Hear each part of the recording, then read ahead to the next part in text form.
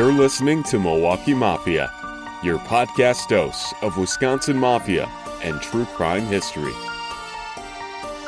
Hey, Milwaukee Mafia Patreon members, we're back with another episode. I'm Eric. I'm Gavin. And Gavin is still dressed as Luigi for this episode. Yes.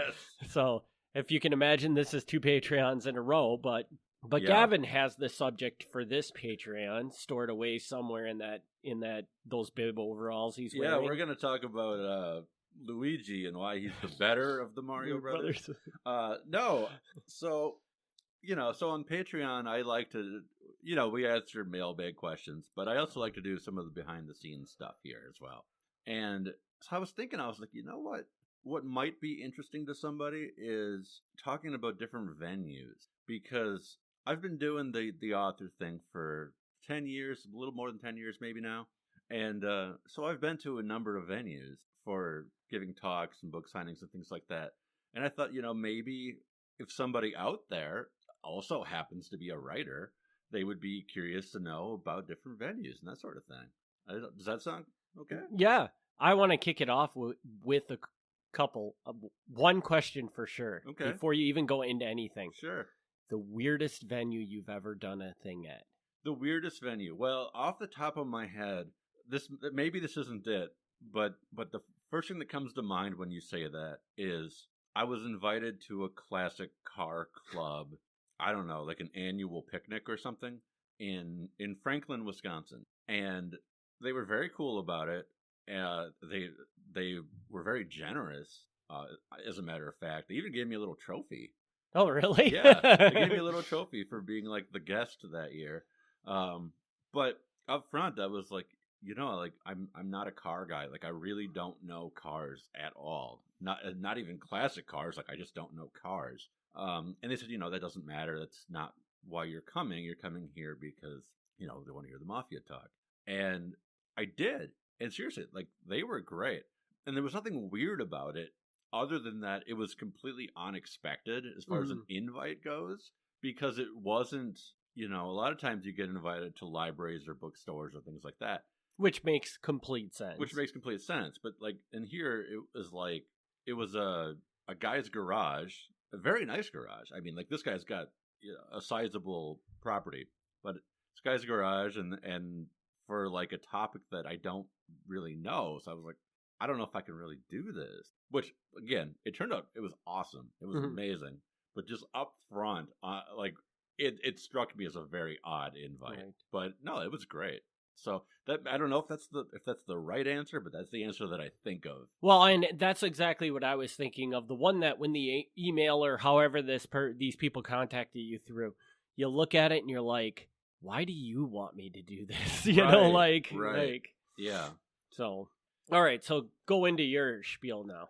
Okay. So I kind of wanted to speak in a general way for people who are maybe, first time writers or haven't done a lot of appearances, that sort of thing. And I'll say this, there's a wide range of venues as far as what they'll pay you and how many people will show up.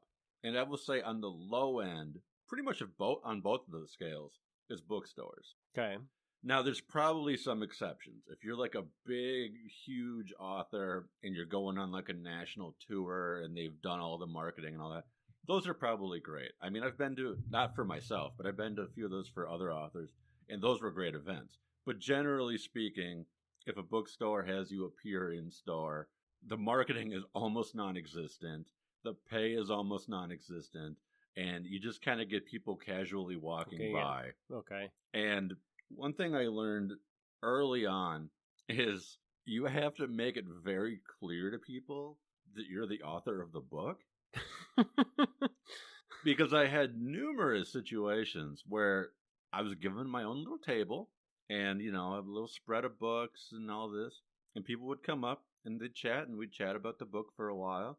And even after that, which I thought, like, this should be pretty obvious at this point, I still had people ask, like, if I worked for the store.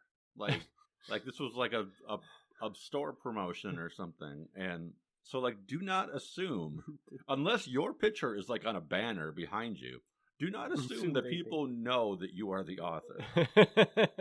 Because they may not know that.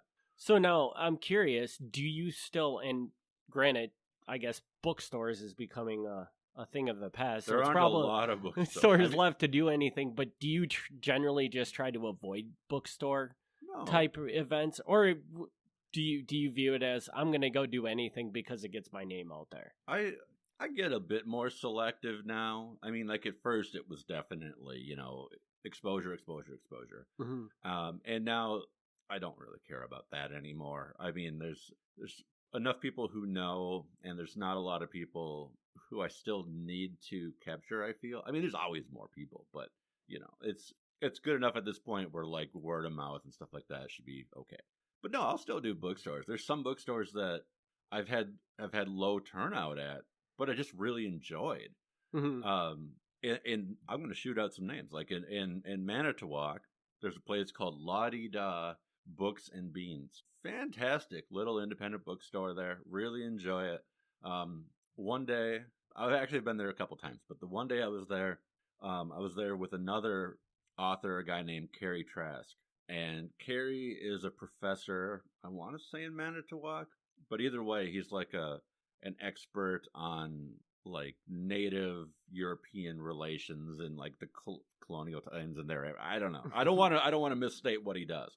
But anyway, but it was cool. So we had like a cool chat. So even like in the times where there weren't a lot of customers walking by, it was cool. Just like hang out with this guy and chat. Mm-hmm. So that was fun. There's a place in Montello called Reader's Realm. It's a cool venue. Like it used to be a church, and it got converted into a bookstore. So, cool. So it's a cool indie store, and it looks cool. Mm-hmm. So that's fun. I think I've been there twice.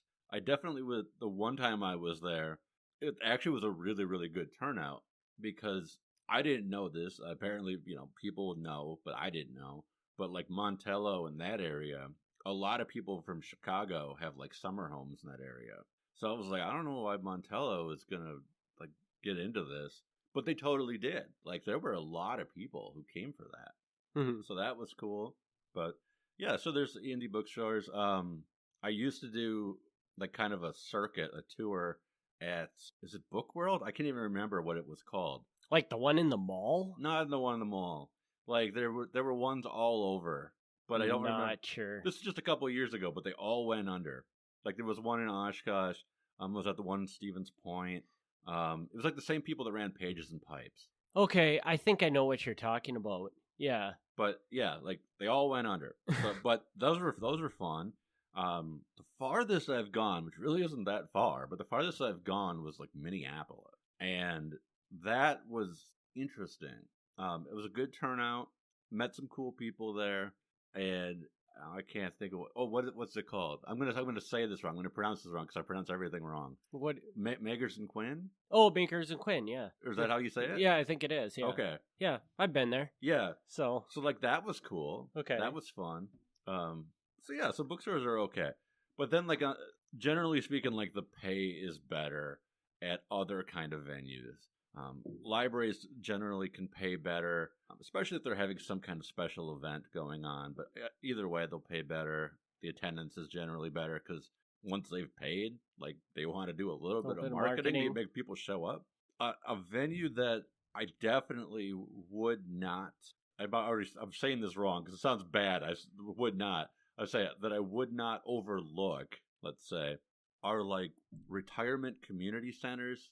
I'm not sure exactly how that's phrased these days, but like the giant apartment complexes where like assisted living type, but it's facilities. Not even really assisted living. They're like people who are 55 and older, but they don't need any medical help. They just all want to live together. Right. Okay. Yeah, those places I will tell you are awesome. You've got a captive audience because you've got hundreds of people who live in this building, and most of them don't leave that building, so they love any kind of talk that happens there. The pay is excellent because most of these places have a really built-in like entertainment budget.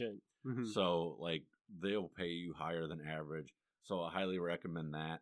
I mean, just there's places that are you may not think of, but like they're really good to do. Generally speaking, and granted, I mean I'm working in history, so it may be different for different people, but at least for me, the senior community is like a strong demographic for me. Right. Which makes total sense that it would be, because they're going to be the people that kind of remember the stuff you're studying and stuff like that. So they're going to be totally drawn to hearing those stories. Yeah, almost any time I speak somewhere that it's got a sizable senior crowd, somebody remembers something or they knew somebody or whatever. And then it's rewarding for both of us, because I enjoyed the talk and I enjoyed their story. So yeah, and you get to hear some of their eyewitness stuff that they might have had or something. You pick up little tidbits of information that you might not have known before that presentation. Yeah. So I think a golden question to ask for this is, for somebody that might be an author, how did you go and start creating these relationships with these places to be able to get these bookings? Okay. So originally, I would shoot out emails. Like, I was not super professional about it. I would shoot out emails. I mean, like, I was nice about it. I wasn't sloppy or anything, but I would shoot out emails to places asking, if they did events and things like that. The marketing team that I had behind me was okay. Very first time I was published through Arcadia. And Arcadia gives you this marketing questionnaire, I guess, because the company is based in the Carolinas. Okay. So they give you this questionnaire and they ask you to fill it out about what things like in your area might be worth looking into. And that they're actually pretty good. Like I'm not trying to knock them at all, because you'll write down like what newspapers are in your area, what radio stations are in your area, and they did that for me. Like they got newspapers to email me, set up interviews. They got radio. Like I got on WHBY a couple times because they sent out a press release. So they did a pretty good job all in all. But after that, like after the initial push, they don't do a whole lot of marketing. So it was kind of just shooting out emails to people and setting it up that way. I don't do that at all anymore. I haven't done that in years, because like now I'd like to feel that I'm established enough that if somebody wants me, they send me an email. Like that's ideal. Like you don't want to go around like being like, please make me a seat here. Like you don't want that.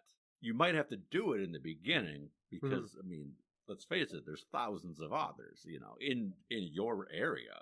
Like, I mean, there's millions in the world, but there's thousands just like in Wisconsin alone. How many local authors are there? Tons. So you do kind of have to like get your name out there a little bit to get a seat. But once you've got that foot in the door, hopefully, people remember you or they've heard of you, and then you start getting, and that puts you in a better position. Also, because when you're sending an email out to them saying, do you do things? The pay is less because you don't get a lot of people offering to throw money at you when you're asking to appear. Yeah, like that doesn't make you look like you're like a big deal. When they're actually asking for you, they're already generally budgeting for that when they're reaching out. So if that's what you're concerned about, which to some degree you should be, because the truth of the matter is, like, speaking engagements pay better than the publishing does. Like, that's just the reality of it. Like, that's what you want. You want to build that up to the point where venues are reaching out to you, regardless of what the venue is. Like, don't be afraid to say no to a venue unless it's like really sketchy. Like, I mean, I don't know what. I can't think of a really sketchy venue, but if something is, then don't do it. But I've had some great ones. Like the two ones that come to mind is the best. And I'm probably going to forget somebody, and then they'll be mad at me. But the two that I remember that are the best is one time I did the Central Library in Milwaukee, and that turnout was huge. That was like my first time I broke like 150 people. Wow, yeah. That is impressive. Yeah, and I was thrilled. I was like, I've made it. and I show up there, and they put me in what they called the rare books room, which that already, like, even nobody showed up. It's a cool room, so I really liked being there. And then afterwards, I already felt like this is awesome. 150 people, which, some people can beat that. But for me, that was huge. But then afterwards, like, people asked to take their photo with me. and I've had that happen. I've had that happen since, but that was the first time that ever happened. And I was like, what? Like, why? Why would you want that? But like, if you become like a successful author, even if it's just a successful regional author. Like, that's going to happen. Mm-hmm. Like, people are going to think you're cool. It's not that I'm cool, because I'm not. But because he is wearing a Luigi costume right wearing now. a Luigi costume. But you know, like, if somebody reads your book and loves your book, I mean, they're going to think you're cool. So there was that. The other one, and again, this is part of what makes these great, is like the attendance. Like, another one that was huge attendance was the North Point Lighthouse, which is also in Milwaukee. And, you know, and I didn't know really anything going into that. I thought that was kind of odd, being at the lighthouse, but they have a regular ongoing history series, or at least they did. I assume they still do, but, you know, this was before the pandemic, so maybe that changed. And that was just such a great crowd, great venue. Anytime there's large numbers, it goes better for me, because I'll tell, like, jokes. Like, not like I'll tell jokes, like, but I'll present in a way where, like, I'm not as serious. Mm-hmm. And it's more fun. It's more fun for me. It's more fun for the audience. And the bigger the crowd, the better that works. So it just makes the whole experience better. So that was just a great one all around. And to cap that off, a month or two ago, I don't know what time is this, December? Okay. Yeah. So like 2 months ago, like 2 months ago, I was at a paranormal conference in Milwaukee, and which was also a great event, by the way. That was really cool, and sat on a panel with some other great local history crime authors. So that was great. But what was cool is, like, when we weren't doing the panel, we had our own little table that people could come up to. And a guy from the North Point Lighthouse was there, and he came up, and he was like, I just want you to know that up to that time, and since that time, that was the best attendance we've ever had at a show. Wow. And, like, that was, like, the highest possible praise I could get. Yeah. I was like, wow, man. Like, I knew that, like, from my perspective, it went really well. But it really means something to me that for their perspective, it went I was really a good well. guest. Yeah. Yeah. So, have they ever asked you back? I've not been back. I've not been back, but I mean, like I said, I don't know what all happened when gatherings got kind of shut down. So I'm curious. So once you go and, like, give us a ratio. You go to a venue for the first time. Yeah. How many of those venues do you end up going back to a second time? Is that ratio pretty high? Like, once you get in, you're pretty good that they'll ask you back, or is it very, very, like, crapshoot? I would say probably half or more I've been to twice. Okay. Or more. There's some that are, you know, you do once and you don't do again because they don't contact you and you don't go out of your way to contact them. But I'd say just about any that I've done again. So, like in Milwaukee, the big independent bookstore is Boswell. And the first time I did Boswell, it was huge. And again, I don't remember exactly what they told me, but again, it was something to the effect where, like, the attendance was one of their better attended things. Mm-hmm. It was like, that's again, that's the highest praise. Mm-hmm. Like, even if I don't sell any books that day, like, just the people turned out, like, that's huge to me. But then when I came back a couple of years later, the attendance was not as good.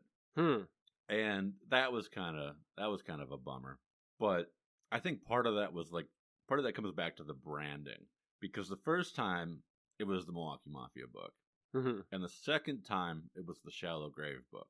And the Shallow Grave book is still, to this day, my favorite book. Like, I love that book. But you know, you say Milwaukee Mafia, people show up. Right. You say Shallow Grave, people are like, I don't know what the hell that is. Yeah. So, and many of the people, because the name doesn't even tell you that it's local, right? Because I believe Shallow Grave happens in Beloit, or it's not Kenosha. Kenosha, yeah. So like, if you see, like, oh, that name, like, you have to actually then read the description to realize that it's actually a Wisconsin story, right? Too. And you know, not everyone's going to bother to read past the title, So yeah, I can totally see how that would happen. So that was a bummer, but which is why the website is MilwaukeeMafia.com. The podcast is Milwaukee Mafia. It works. We can talk about things that are related, but it works as, like, what people are looking for. So that's a totally separate issue from venue, but also very important is to make sure that people, identify you as right. So I don't know if you've got more to add, but I've got one more question. I don't know. This isn't scripted. I don't know where this is going. I got one more question I want to ask. Sure. Which I'm drawing a blank on what it was now. God. Well, then you don't have another question. But oh yeah. Okay. So we're back. Okay. So now you kind of alluded to the fact that when you first started doing this, you were dropping emails to just random places to see if you could drop some interest to do these events. Right. Now you don't do that at all, or do you do that very minimally? I don't do that at all. Okay, so you don't do that at all. Are you comfortable with giving people an idea just by what you've built? Because and also, are you ever proactively reaching out to any of the venues that you previously had gone to? No, I don't reach out to anybody. You just wait for them to reach out to you. Right. Can you give us an idea? How many things do you get invited to in like 6 months? Like, could you be doing something every week if you wanted to be, or? Well, okay. So again, the pandemic really screwed this all up. I would say before the pandemic, I was probably only doing something like once a month. Okay. And since then, it's slowed down even more. But could I be doing something once a week? Possibly. And here's the thing. Like, I don't do anything. Like, emails just come in and ask. Right. Like, if I had a mailing list or something that like kept me on the radar. People were like, "Oh yeah, we're planning events. Here's an event." I could probably get significantly more if I did it that way. I just don't care that much. So I don't. But yeah, I mean, I just kind of leave it out there, and people contact me when they contact. I will say, like, going back to the other thing, when you're reaching out to them, which I don't do, but like one Barnes & Noble manager showed me a trick where, like, the emails are all based off of, like, the store number. Mm-hmm. So, like, once they, like, explained how that worked to me, you can email the manager of any store directly. Like, their email's not listed on the website.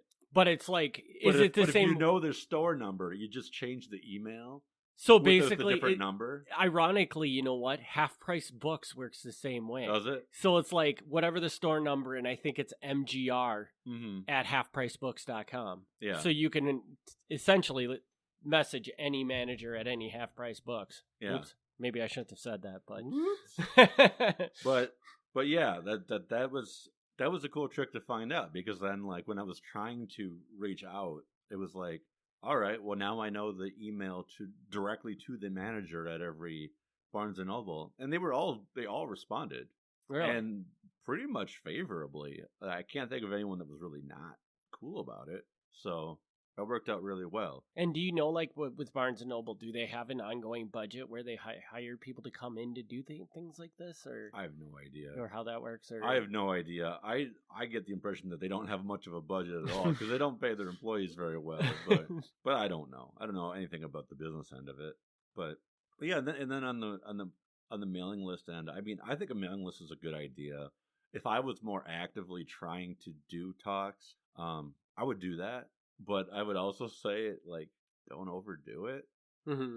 Because don't make it a job.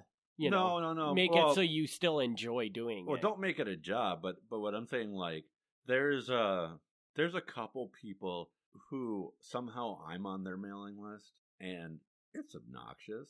Because are they emailing you like once a week saying, "Hey, we need to book something"? Or it's not even like once a week. It's like maybe 2 weeks or 3 weeks. But like, if you're contacting anybody more than once a month, like, you're just gonna end up in their spam folder. Like, don't do that. Yeah, and after a while, people just automatically delete the email and are no longer interested, because they know in 3 days the same email is going to come through. So. Yeah, that is very true. Yeah, like, I'm on some mailing list where the guy's like, "I'll show up in costume and give a talk about Victorian times," and it's like, that's cool, but like, I don't need you to tell me that every month. Like, if you've got a new thing, you let us know every so often. But like, yeah, it's reached a point where, like, I don't really read those guys' emails, so like, don't overdo it. Like, because like it's I don't know what the balance is there. On the one hand, the squeaky wheel gets the grease. You gotta keep people's attention, let them know that you're there.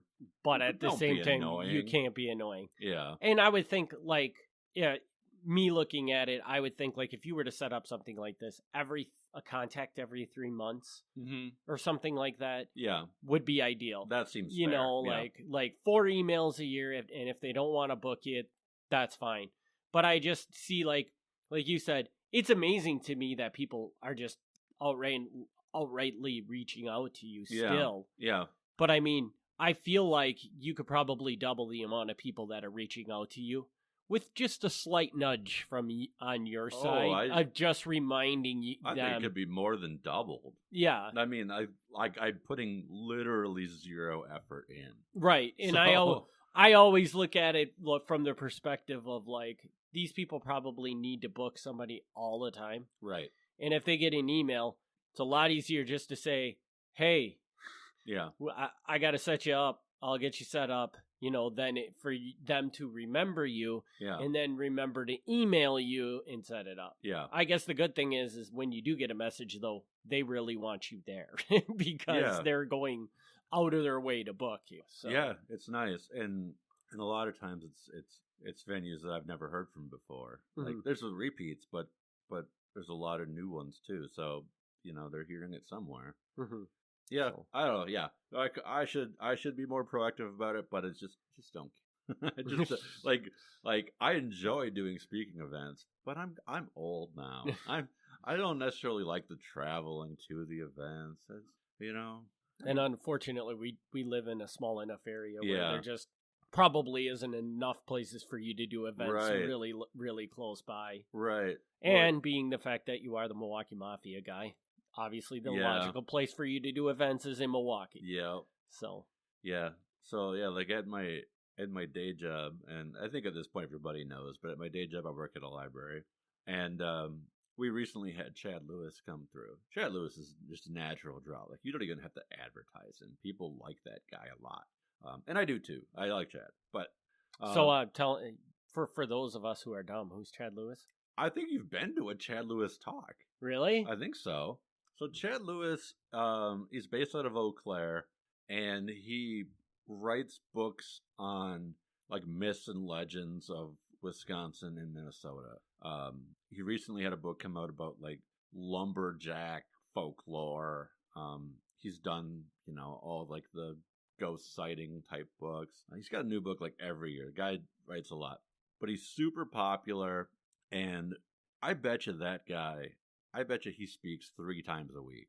I don't know that, but I feel like he's always someone, and people never get sick of him. He's figured it out. He'll go around, and again, he's based in Eau Claire, so the fact that he will drive to eastern Wisconsin to give a talk gives you an idea of what he's getting paid to do the talks. He's throughout Wisconsin and Minnesota, and he's got it down. So he came in, and and we asked, you need help setting up stuff. Dude knew his thing. He had a case. He popped open his case. He took out his books. He had his fancy display all set up. He took out his laptop. Didn't even ask us. He knew how to plug it into the AV system. This guy knows. He does this so much. He can look at his system and be like, oh, this is how your screens and audio work here. So it's okay, it's kind of weird to do it without asking us, but dude knew what he was doing. So this guy would be a lot of fun to sit down and buy him a cup of coffee and learn how he does it all. He's great. He's great. So, I don't think he knows who I am, but he came through a couple of years ago, and I actually hung out with him for a while because he was appearing at a different library where a friend of mine was the programming director. So we hung out with him for an hour and a half before the thing started, and really nice guy. He's really, really cool. Cool. All right. So we're off task. We're now promoting Chad Lewis. Yes. Where this Patreon goes. So with that said, do you got anything else you want to add to this subject? No, I feel like we've gone all over. I think we beat that one pretty hard to the So we'll wrap this episode up. I think that this is important to say that Gavin would be happy if anybody is an aspiring author out there and has questions about setting up these kind of engagements, I'm sure he would be happy to draft you a little response if you sent that question to MilwaukeeMafia@gmail.com. Oh, yeah, I can definitely do that. So that's always an option to our Patreon members. I'm always happy to answer publishing or, author-type questions, definitely. Yes. And we certainly do always appreciate your support, and we will be back next week with a Mafia episode and 2 weeks with another Patreon. Thanks, everybody, for tuning in. Thanks for tuning in to the Milwaukee Mafia Podcast. Join us next time for another look back at Wisconsin Mafia and true crime history.